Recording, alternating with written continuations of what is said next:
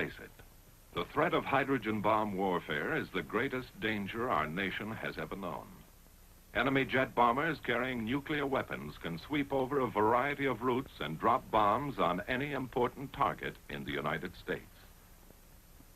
The threat of this destruction has affected our way of life in every city, town, and village from coast to coast. These are the signs of the time.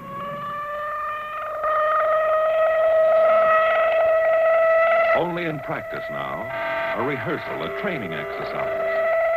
But tomorrow, this siren may mean the real thing. And if you hear it, as you drive in your auto, as you sit in your office, or work at your bench, wherever you are, what will you do? What will happen to you? Let's face it, your life, the fate of your community, and the fate of your nation depends on what you do when enemy bombers head for our cities.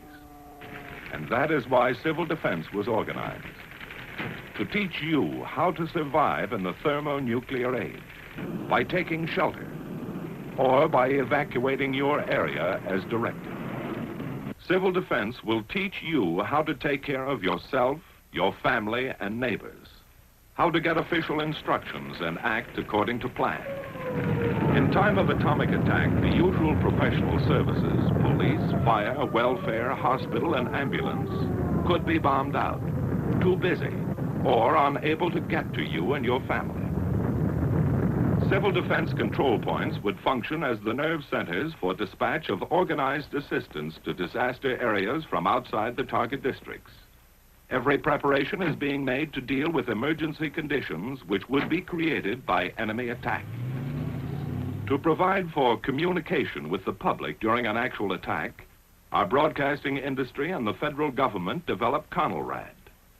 This system permits the broadcasting of official news and civil defense instructions without helping enemy navigators find our cities by following radio beams.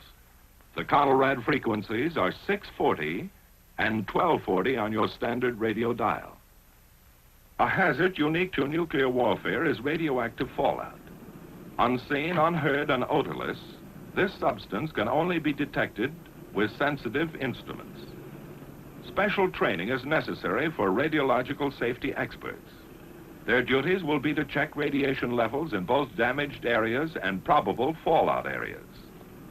When sufficient warning time can be obtained by early detection of approaching enemy aircraft, withdrawal from key target cities or fallout areas may be ordered by local civil defense authority. The instinct of survival is inherent in all of us, and national survival requires that each one of us assume his share of the responsibility.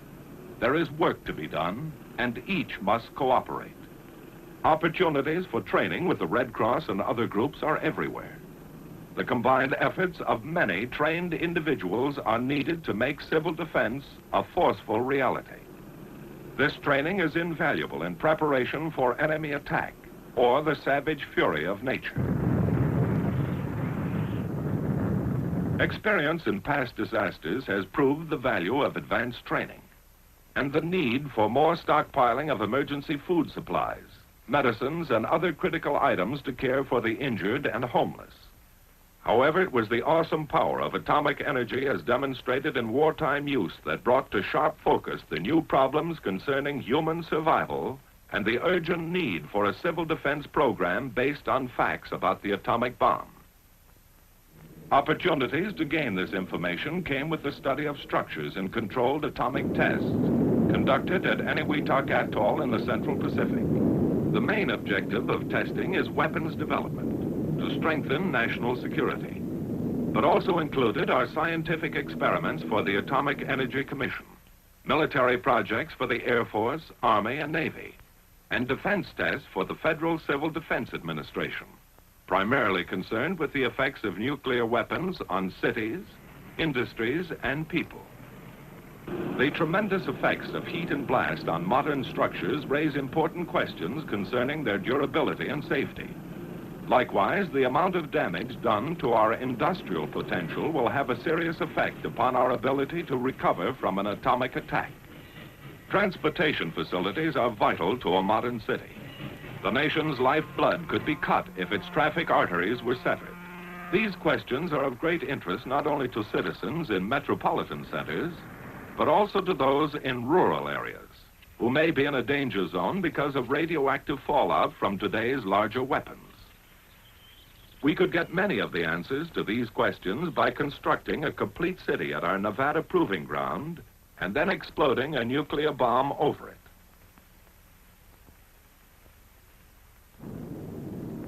We could study the effects of damage over a wide area, under all conditions, and plan civil defense measures accordingly.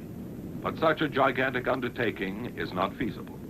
Instead, we build representative units of a test city, with steel and stone and brick and mortar, with precision and skill, as though it were to last 1,000 years. But it's a weird, fantastic city, a creation right out of science fiction. A city like no other on the face of the earth. Homes, neat and clean and completely furnished, that will never be occupied. Bridges, massive girders of steel spanning the empty desert. Railway tracks that lead to nowhere, for this is the end of the line. But every element in these tests is carefully planned as to its design and location in the area. A variety of materials and building techniques are often represented in a single structure. Every brick, beam, and board will have its story to tell. When pieced together, these will give some of the answers and some of the information we need to survive in the nuclear age. At varying distances from ground zero, the point of detonation, numerous experimental elements are assembled. Underground structures and facilities of various types play their part in duplicating the complexity of the modern city. The vast research program includes testing such items as covering materials, paints, varnishes, plastics, also various fabrics and samples of clothing. On the outskirts of our test city, a synthetic forest has been erected to determine the protective value of foliage and trees. To give us a ringside view of the event, high-speed cameras stand like lonely sentinels, ready to photograph the hurricane of fury. Before leaving the test area, a final check is made on the multitude of instruments and technical devices which will record a variety of blast phenomena for future study. Now, with all the elements in place, our test city is complete. From the air, its center will appear as a bullseye to the bombardier at H hour. On the morning of shot day, official observers, technicians, and scientists gather at News Knob to await the momentous event. This is the payoff for months of planning and preparation on the part of the Atomic Energy Commission, the military services, civil defense, and other test agencies.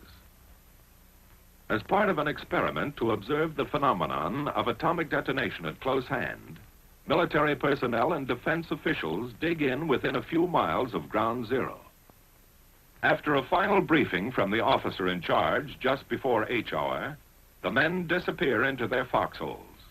Every precaution has been taken for their safety. They're told to crouch low, shield their eyes, and remain down until the signal to rise is given. Now the moment of greatest anxiety, waiting those last few seconds.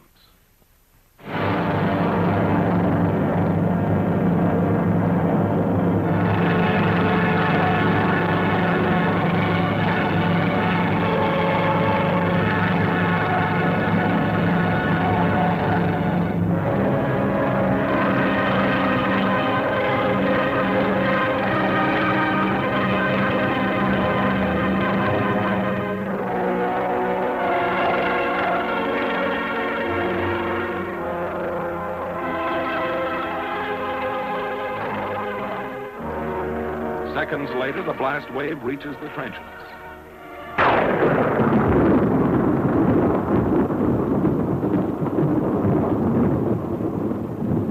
As the tower of smoke and flame looms overhead, one thought is uppermost in all minds. Now it's over. The fury of it had stunned some, but not one was injured.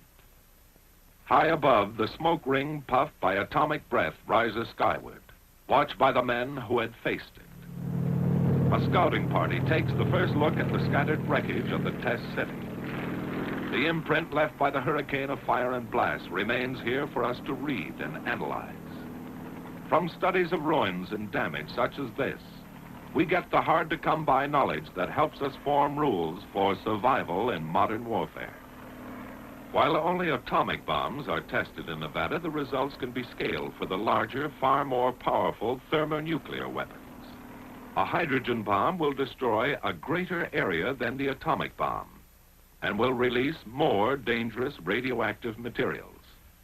But the problems of rescue caused by blast and fire along the periphery of damage remain the same. In these fringe areas, civil defense training can save many lives, lessen damage from secondary fires, and help establish emergency facilities. Now, in a helicopter, the radiological safety men measure the amount of radiation. When readings indicate safety for human beings, the troops are led in for a tour of the area. By double-checking with Geiger counters every inch of the route, men can now enter safely and confidently areas spotted with radiological contamination, an indication of the progress made in understanding atomic hazards. And thus, each test adds to our growing fund of knowledge. For it is only by investigating and experimenting that we get the facts to keep our military and civil defense program up to date and effective. Every bit of twisted steel makes its contribution. Blackened ruins and ashes of a structure add another chapter. The shattered wreckage of a dwelling offers an eloquent testimonial. Piece by piece, like the parts of a jigsaw puzzle, our story is assembled, analyzed, and evaluated. Then the survival facts are made available to you through your local civil defense program. In the thermonuclear age, civil defense, like military defense, must be flexible. It must develop and grow, even as the forces that threaten our existence. And so, until men of goodwill have turned this awesome power to peaceful uses, let us recognize the threat to our way of life, the threat to our survival. And let's face it.